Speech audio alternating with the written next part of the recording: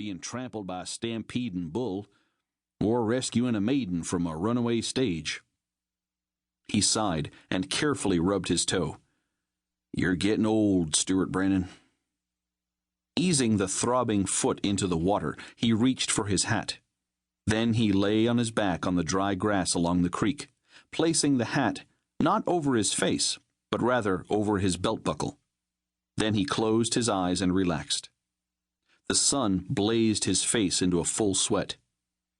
Lord, you said in your book that you'd sendeth the rain on the just and on the unjust. Well, I figure that both of us are pretty well needing it about now. It would be a mighty fine birthday present. Yep, a mighty fine birthday present. His mind flashed to his last birthday, and his good friends and neighbors came to mind.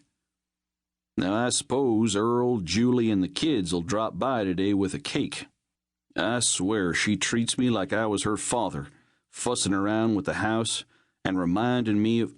And here we have El Brannon. When he was a young man, he was greatly to be feared, a voice shouted from behind the trees. Brannon's eyes shot open, but he didn't move. The voice was familiar. Without even looking back, he called out, Sciarrio, you should have more respect for a sleeping old man. He kept both hands under his hat. The young Apache rode a paint horse near the reclining Brannon. Another Indian, riding a gray pony, stayed behind the trees. You are fortunate I came as a friend, the Indian laughed as he slid down off the paint. Or I would have had your old gray scalp for sure.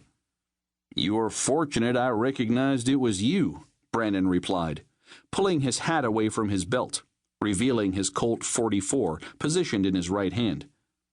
El Brannon always sleeps with a cocked revolver? Yep. Now, what are you two doing down here? Brannon stood up, revealing his bootless foot. He noticed that Sciarrio was now as tall as he was. We came to see you, the Apache reported. What about? There is no water left in the tanks on the mountain. We want to use some from your pond. Up at the springs? Yes. Sure, help yourselves. But there's not much left, you know. Yes, we would not have asked anyone else. We would have just taken the water. But Chola insisted that we will ask our friend El Brannon. How is your grandfather? Brannon asked. Old, tired, and discouraged. Brannon stared at Sciarrio for a few minutes, remembering his Apache friends. Well, tell Chola he's always welcome to the water at the springs, and he is welcome at the Triple B. The Indian behind the trees called out to Sciarrio in Apache. He asks, what happened to El Brannon's foot? Tell him I broke my toe. Sciarrio repeated the message, then nodded and laughed at the next question. He says, I know the toe is broken. Anyone could see that. But I do not know how El Brannon broke it. I don't want to talk about it, Brannon huffed. Sciarrio laughed and climbed back on his paint horse. Then, looking at the distant western horizon, he pointed. Well, he added, maybe you want to talk about the fire. Fire? In the valley next to your ranch. Yet the wind drifts this way. Brannon let out a groan as he crammed his foot back into his boot and quickly climbed aboard Dos Vientos. It looks like maybe a building, Sciarrio advised. A grass fire would spread more quickly and would not be so thick. There's no one living in that valley. The Howlands are on the old Quilichi ranch, and then... the church. Not the church. Brannon jerked the horse around to the west. We would go and help El Brannon, Sciarrio explained. But if Apaches are spotted off the reservation, they will be blamed for setting the fire in the first place. Hasta luego, amigo, Brannon called. Yes, Sciarrio nodded. Until later.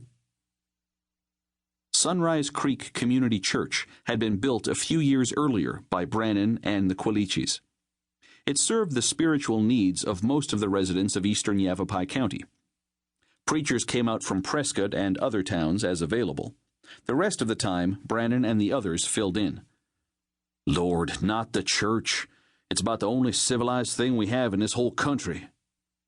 Dos Vientos felt rested beneath him, and Brannon pushed the horse to a fast trot down the mountain slope. It was way too distant to gallop, but he refused to let the horse